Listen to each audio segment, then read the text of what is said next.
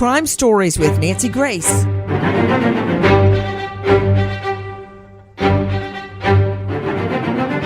Cutting and dyeing her hair, having plastic surgery to alter her nose, using a fake ID, living in a hostel up in a tree in Costa Rica. Sounds like a lot to elude authorities, but it wasn't enough.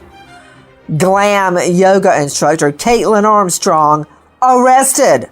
I'm Nancy Grace. This is Crime Stories. Thank you for being with us here at Fox Nation and Sirius XM 111. First of all, take a listen to our friends at Fox 7. A first look at accused murderer Caitlin Armstrong in custody in Costa Rica after more than a month on the run.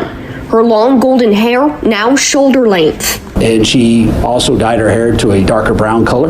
Early in the case, Fox reported a Utah-based investigator was looking at the possibility Armstrong was using the identity of her brunette New York-based sister. 34-year-old Armstrong flew into New York on May 14th.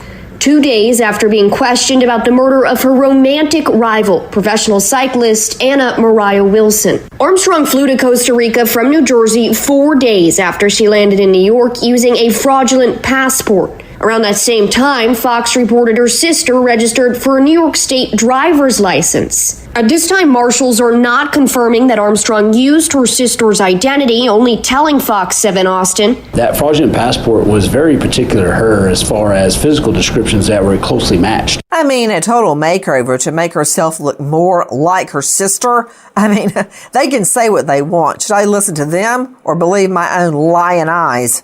Again, thank you for being with us here at Fox Nation and Sirius XM 111 with me, an all-star panel to make sense of what we know right now. Matthew Mangino, high-profile lawyer and author of Executioner's Toll. Dr. Angela Arnold, renowned psychiatrist out of the Atlanta jurisdiction at AngelaArnoldMD.com. Former U.S. Marshals with the Service International Investigations Branch and author of Flying Solo. Professor of Forensics, Jacksonville State University, Joe Scott Morgan. But first, to crimeonline.com investigative reporter Alexis Tereszchuk. Alexis, Costa Rica, dyeing her hair, cutting her hair, plastic surgery. I really don't even know where to start. But let's start with, where is Santa Teresa in Costa Rica? I mean, is it close to Liberia, where the airport is? Is it near Tamarindo, Arenal, where the volcano is? Where can I find Santa Teresa? It is a beach town. It is not near Arenal, the volcano. It's hours away from there, and it is a beach town. And it is while she was living in a tiny little hostel, which is, where students stay because it's very inexpensive and you just stay like 1 or 2 nights while you're traveling through town. This is also a very fancy resort town because Tom Brady and Gisele Bündchen have a home there, and so they vacation there. So this is not a small town that's not on anyone's radar. I knew that somehow, you being in L.A., you would work in some stars. Okay. You know who the star of this story is? Mariah Wilson, a 25-year-old young girl who spent years of hard work, grit, determination, devotion to become one of the top mud and gravel cyclists in the world. 25 years old. 25 when you think nothing bad can happen to you, when you're invincible, where you're pretty sure if you jumped off the roof you could fly. That 25, that's the star of this. Not as, even though I love Tom and Gisele, I'm talking about Mariah Wilson and what this cunning yet beautiful witch did on impulse to hunt down and murder a defenseless girl. I don't care how glam she is or what yoga class she taught. She can rot in hell as far as I'm concerned. So let's forget about the stars, Alexis Tereszchuk. Just try to transplant yourself out of LA and back in to the regular people world for a minute. So if it's not, I get she's near Tom Brady's home. But if Santa Teresa is not near Arenal, it's not near Liberia, a city in Costa Rica, It's not near Tamarindo. Then where is it? It is on the beach. It is a very small beach town on the coast of Costa Rica. Okay, well, Costa Rica is in the middle of the ocean. So where? I'm trying to figure out, I have a reason for this. Let me go to Irv Brandt with me, former U.S. Marshal Service. Irv, I'm trying to figure out what airport in Costa Rica let her slip through their fingers. I mean, she had to get through the airport, right? So did she use the main airport in Liberia, Costa Rica, or what? No, I'm sure she flew into San Jose, Costa Rica, then took one of the shuttle buses. Why do you say that? The direct flights from the United States, almost all of them, go directly into San Jose, whether you're coming from Houston, Dallas. That's interesting because from Atlanta you fly directly into Liberia if you want to. Well, no, there are some, but it's not a lot. You're right. So you think she flew into San Jose, Costa Rica. That's why I'm asking Alexis Tereszcuk, before I hear any more about Tom Brady's mansion, which we can discuss that another time, but how the heck did she do it? That's what I'm getting at. But you know what, Alexis?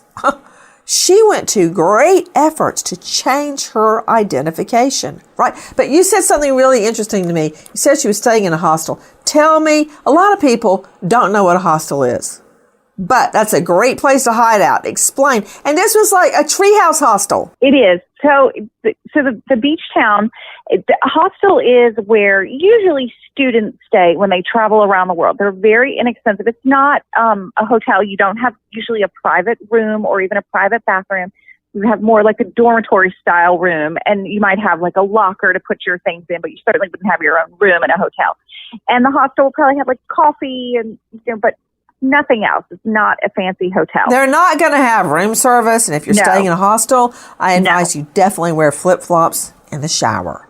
Okay. Because it's all communal. And I think in this case, Alexis Tereszcuk, didn't she share her room with like 8 other people in bunk beds? She did. And the people that stayed in this hostel that saw her would observe that she really didn't have a job when she got there. And so she would go out. She'd leave the hostel late at night, go out very, very, very late at night. Oh, wait. Alexis, slow down. Tell me that again now. So she was people that were in the hostel with her. So she gets to Costa Rica. She stays in this little hostel, which is only about $50 a night. So a lot of money, but nothing, not a $5,000 a night resort. But she would go out late at night. She would leave the hostel every night. Most people don't hang out at the hostel all day. There's not like a big fancy swimming pool often. And she would stay out till very, very, very late at night. And then she would come in and she would sleep because she didn't have a job. She didn't have anywhere to be. She wasn't apparently going out and seeing the sights or anything. So she would just sleep super, super late in the hostel. And then she would wake up, people noticed, and then she would just drink a ton of coffee. That's what they were noticing about her. And she would sit, there were a lot of chairs, pretty view of the area. And she would just sit in the chairs by herself and just drink tons of coffee. And that was sort of her pattern. I thought she got into yoga while she was there. She did. Like surf yoga. What is that? I mean, I had to wrap my head around hot yoga, where you do yoga in like 100-degree temperatures inside a studio. But that said, surf yoga, what's that? Surf yoga, you surf and then there's lots of things. You can do yoga on the beach, you can surf, and you could even do like paddleboard yoga, which I have seen people do. Whoa. What's paddleboard yoga? Do you actually do the yoga poses while you're paddleboarding? Yes. I mean, I just try to stay on the board. I mean, I'd be holding on for dear life, much less trying to do a yoga pose or a downward-facing dog or whatever. So, surf yoga. I mean, really think about this, Irv Brandt. And Dr. Angie Arnold, Matthew Mangino, Joe Scott, jump in. This is not high tea at Highgrove. We're not at Buckingham Palace with the Queen. So, jump in. Irv Brandt, really? That would be like me trying to go hide out and prosecuting felonies in Costa Rica. That's not hiding out. She's doing surfing yoga. She's trying to advance her trade. She's going to start teaching yoga again. It's like taking out a billboard on 3rd Avenue going, hey, here I am. Come and get me. I'm sure the Marshal Service, when they sent the lead down to the Costa Rican police, the first thing they asked was check every yoga studio in the country. You're right. It wasn't very smart. She probably had her yoga mat with her when she was arrested. She did. Did you see her in the airport? She had her yoga mat on her back, carrying her yoga mat. It's like wearing a neon sign saying, "Here I am. I'm a killer." I mean, what is wrong with her, Dr. Angela Arnold, besides she's a cold-blooded killer? But she goes to all these efforts, which, Alexis, I want you to jump into in a second. Dyeing her hair. She had the Band-Aid on her nose from nose surgery, I think, to make herself look more like her sister in that fake passport. But she went to all these efforts to go under an assumed name and change her looks.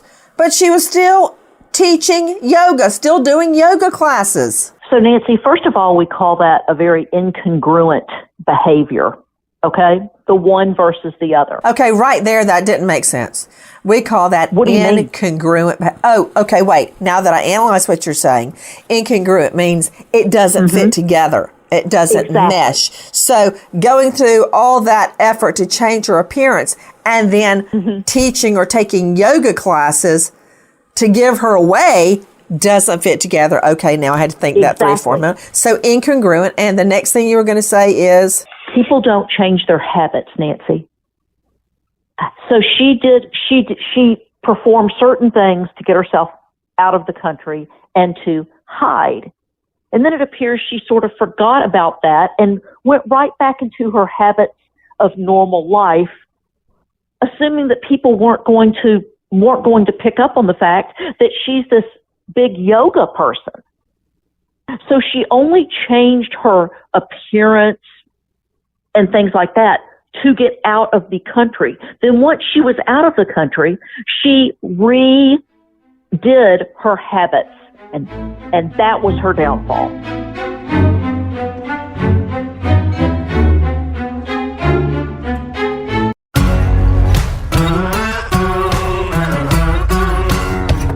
Crime Stories with Nancy Grace. You know, Matthew Mangino with me, former prosecutor, and let me tell you something. When you prosecute case after case after case after case for years, you get the knack of figuring out the criminal mind. Mangino, this woman, she may be glamorous, she may be beautiful, but she is just as evil and just as cunning as every other premeditated killer. I am not swayed by what was once her beautiful appearance, although she's tried to hide it. But one thing you can count on, a criminal cannot change their basic behavior. Right. And I think that her conduct with regard to teaching yoga and stuff is indicative that this wasn't well planned out. Certainly it's premeditated. She went there with a weapon, but she went there in response to her boyfriend having gone swimming with Anna Wilson or out to dinner. Matthew, please, having gone swimming, that may have been all they did that day, but I guarantee you that's not all that the BF boyfriend had on his mind. Okay, because he went so far as to hide her name under a fake name in his cell phone, lie to the yoga instructor, Caitlin Armstrong, about where he was going. He kept the lie up all day long, even though Armstrong was following him around town, watching him. She knew what he was doing and getting his, let me just say, stupid text. Hey, I'm delivering flowers. I'm this and that. It's so cliche. It's like, bad connection, can't hear you. He's like, oh, my battery. Jackie, didn't he say his battery went dead on his cell phone? I mean, really? Seriously? That's why they have phone chargers for your car. It's just a liar. But she's watching him as he's telling all these lies in his texts. That is premeditation. She stalked these two all day long. I guarantee you, he had more on his mind than going for a dip in his swimsuit with Mo. Okay. That was enough that night to set her off to go there with a gun to shoot her. And now she has to make plans how she's going to conceal what she did or change her. It's like a bad classic film noir. She gets a passport. She gets plastic surgery. she moves out of the country. I mean, this is classic indication of flight and, consciousness of guilt. Nancy, kind of dovetailing with Matt here, I got to tell you, one of the things that was very interesting about the scene and what we've heard coming out is that they apparently recovered a suppressed weapon, which means, common parlance, people use, they'll say silencer. There is no such thing as a silencer. It's a suppressor. And it's one thing to go out and buy a handgun, but she apparently in her possession had a handgun that had a threaded external barrel, which means that you would take the suppressor and place it on the end. You have to screw it on. Wait a minute. Yeah. Warp speed. You ever watch Star Trek? Because you're talking like Klingon right now. You've got to break it down. What do you mean? A threaded what? Slow down, man.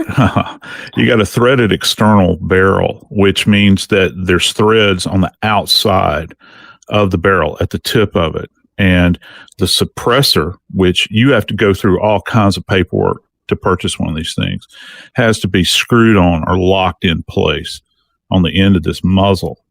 And so what that tells me, if you're looking at this from an investigative standpoint, that not only was she prepared, but she had prepared for some time, or they had prepared, because these weapons were in the possession of their home. They were found, there was evidence of the weapons in the home, that she felt the need that she needed a suppressed weapon. Why? Why do you need a suppressed weapon? Exactly.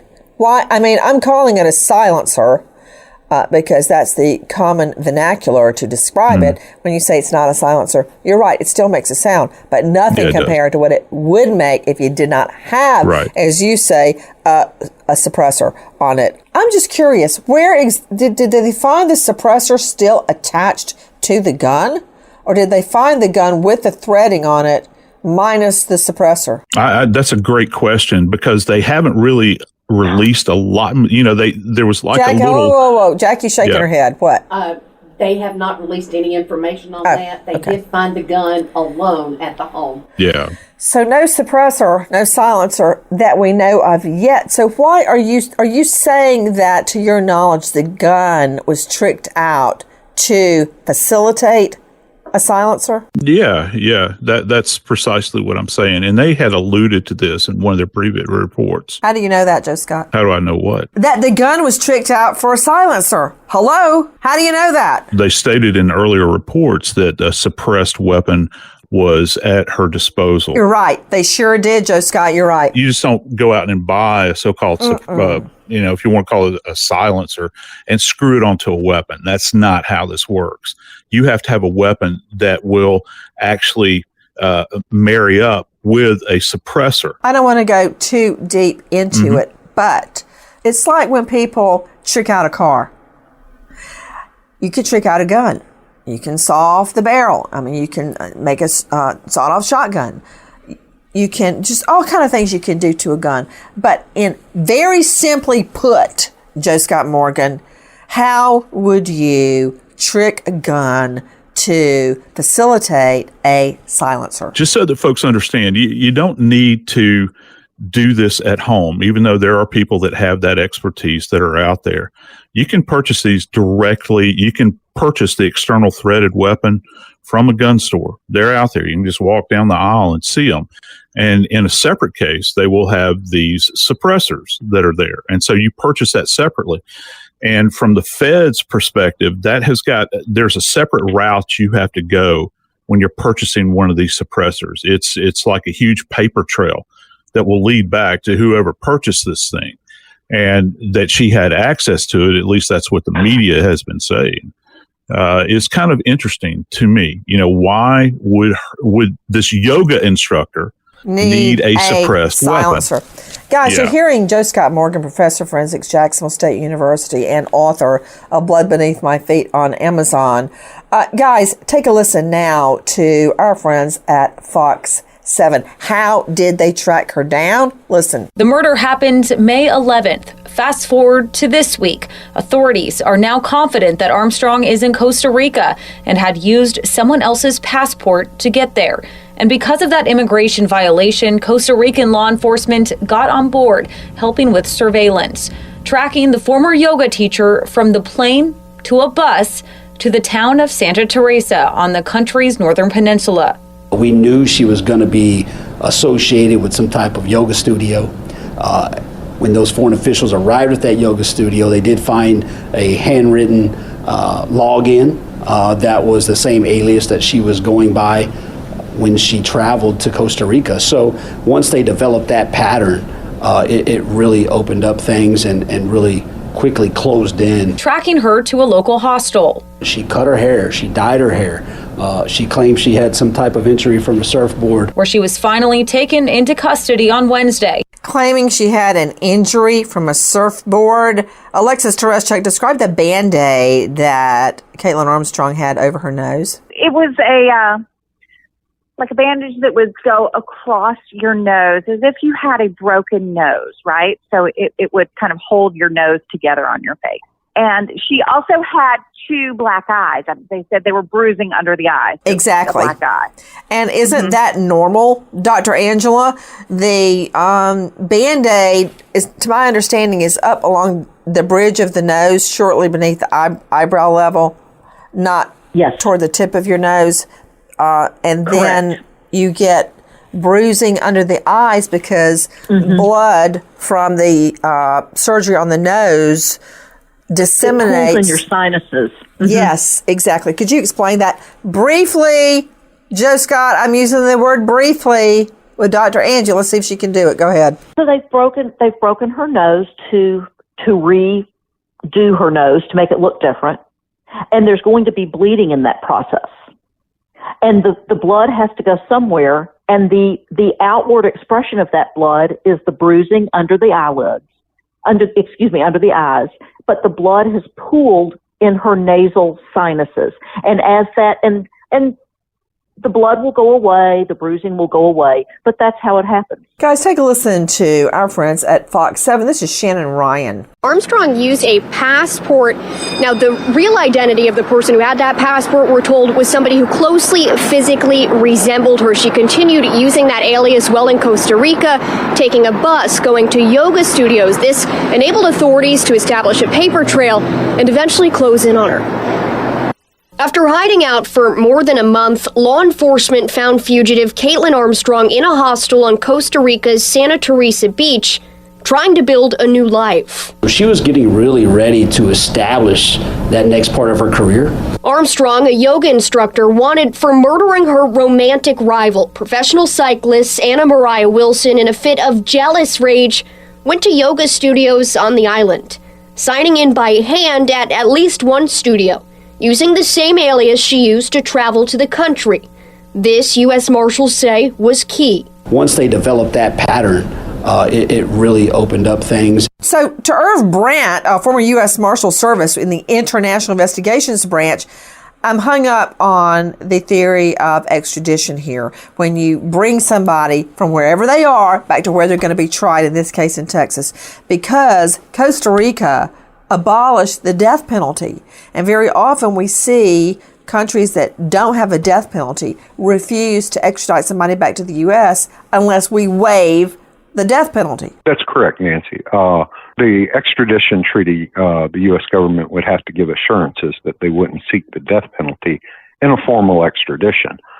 But she wasn't extradited back to the United States. She was deported back to the United States. And a deportation is an action by the Costa Rican government, not the U.S. government. The U.S. Marshal Service sent people down there to escort her back. They flew her straight into Houston, and since she was deported, that's why she had to be booked into the Harris County Jail, because you have to be taken into custody at the first U.S. port. They couldn't take her all the way back to the charging jurisdiction like they would in the case of a formal extradition. So with a deportation, you're not necessarily taken to where you're going to be tried? Correct. I mean, she could have went into Dallas, she could have went into Houston, she could have went into Miami. Wherever she landed in the United States at the first port of entry, she would have had to have been arrested on that charge because she wasn't being formally extradited. The Marshal Service didn't have a surrender order on her to bring her back into the country. The State Department would have issued what they call a travel document that was only good for one day, and it was just good enough to get her to the first port of entry. Well, I'm curious, why don't we always use that technique when we're trying to extradite someone back? Because like I said, it's an action by the government of Costa Rica, not an action by the United States. Costa Rica could have decided that the United States had to formally extradite her. We have no say in that. But since she illegally entered the country with somebody else's passport. And was she using a fake passport, or was she using another person's passport, a real person that existed? I don't have the details. They said fraudulent, and when they used the term fraudulent, that most likely means it was a valid passport. It just wasn't a passport that belonged to her. Gotcha. Guys, take a listen now to our Cut 71, our friends at KXAN, Maggie Glenn. Photos just into our newsroom show her Harris County booking photos on the right there on your screen. As we reported at the time of her arrest, she was described as having shoulder-length hair that had been dyed dark brown with bruising on her nose from what she says is a reported surfboarding accident, which, as you can see, is much different from her appearance just weeks ago. You can see that picture on the left. These new photos come after she arrived in Houston last night. Photos here show at least 5 guards escorting her through the airport from Costa Rica. She'll appear before a judge in Houston before she's transferred to Travis County, where she faces a $3.5 million bond. Wow. So Travis County is where she'll ultimately end up. And also take a listen to our Cut 63, our friends at Inside Edition. This witness showed us a passport in Caitlin Armstrong's name that he says was left behind in a locker after her arrest. There was also this, a second passport bearing the name of her lookalike sister, Christine. And get this, a receipt for $6,350 for cosmetic surgery she apparently got in Costa Rica under another name. It's just a bandage on the nose and like blood she had blood in her nostrils. Well, that's kind of a giveaway, Alexis Tereszchuk. Who's going to forget a woman learning surf yoga to further her trade with a big bloody bandage on her nose and blood in her nostrils? I wouldn't forget that. No, I mean, it's a pretty clear sign that it looks like she had plastic surgery and not an accident from surfing, especially there's a receipt.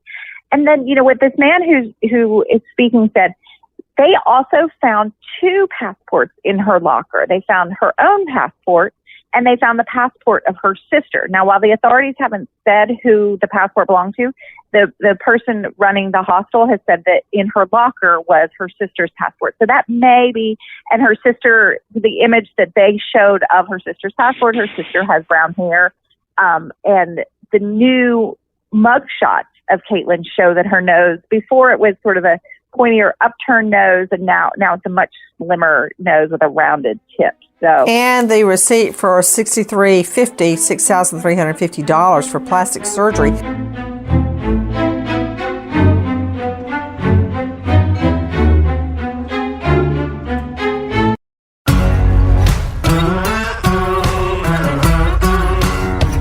Crime Stories with Nancy Grace.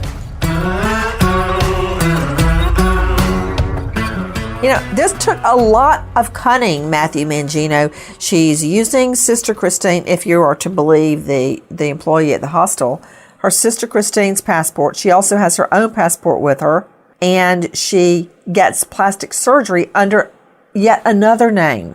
She's trying her best to cover her tracks. I think she did a pretty good job. Well, we know that before she took off for Costa Rica, that she visited her sister at a campsite in upstate New York. And, frankly, if her sister gave her her passport to use, she could be subject to federal prosecution under Title 18. a person is specifically prohibited from letting another person use their passport. So she could be in some legal jeopardy right now as well. And of course, this is a classic case of trying to hide your identity. Obviously, she didn't do a great job at it because of her activities that she continued.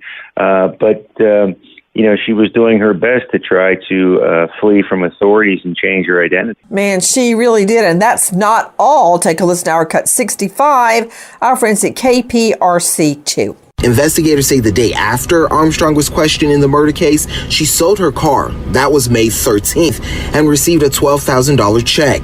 The next day, May 14th, she left the Austin airport. On May 17th, Austin police issued a homicide arrest warrant for Armstrong.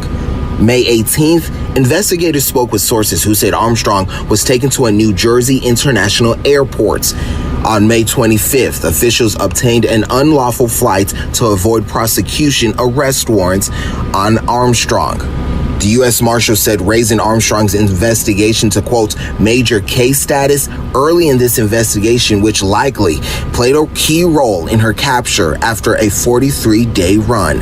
That was a key role in her capture, but she really, despite all of her planning and all of her scheming and all of her manipulating, she actually left a trail a mile wide. Take a listen to our cut 64, our friend Lisa Guerrero.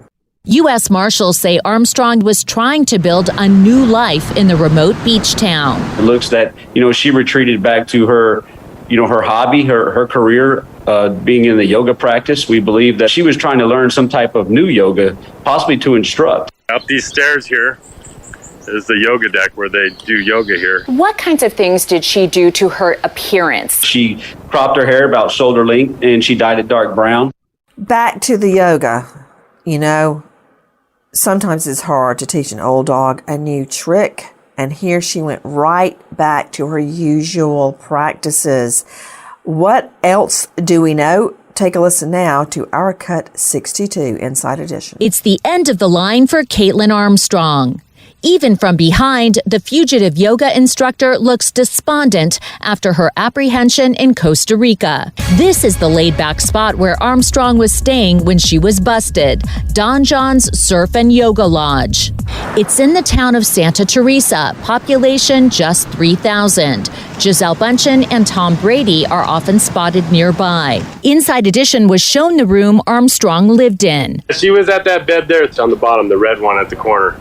Authorities tell me Armstrong was financing her new life in Costa Rica with $12,200 she got from selling her Jeep before she fled the U.S. They say she was staying in the inexpensive hostel type accommodation to make her money go further. She was just asking about how to get around cheaper, and then the police came. A remote surf town, population 3,000, Santa Teresa in Costa Rica. Now, who would have thought she'd be going there on the run? But could it be any more obvious? Don John Surf and Yoga Lodge? What about it, Mangino? Yeah, well, she thought she had a great plan, but she couldn't get away from the only thing she really knew how to do, and that was yoga. And she decided to flee, to change her identity, to change her looks, but she couldn't change her habits, and she couldn't change what she knew, and that was what gave her away. To you, Alexis Tereszchuk, joining us from crimeonline.com and joining us out of L.A., Alexis, if you're really into yoga, it becomes not just an exercise, it's a way of life. It really is.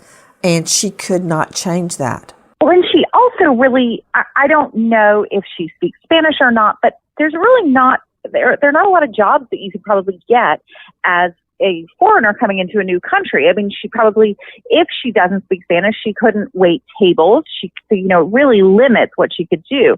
But for yoga, you can really explain it and people can watch you and you maybe can learn, you can use the traditional, words for yoga, and so her employment opportunities were very limited.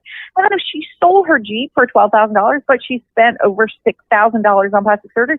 Half her money is already gone.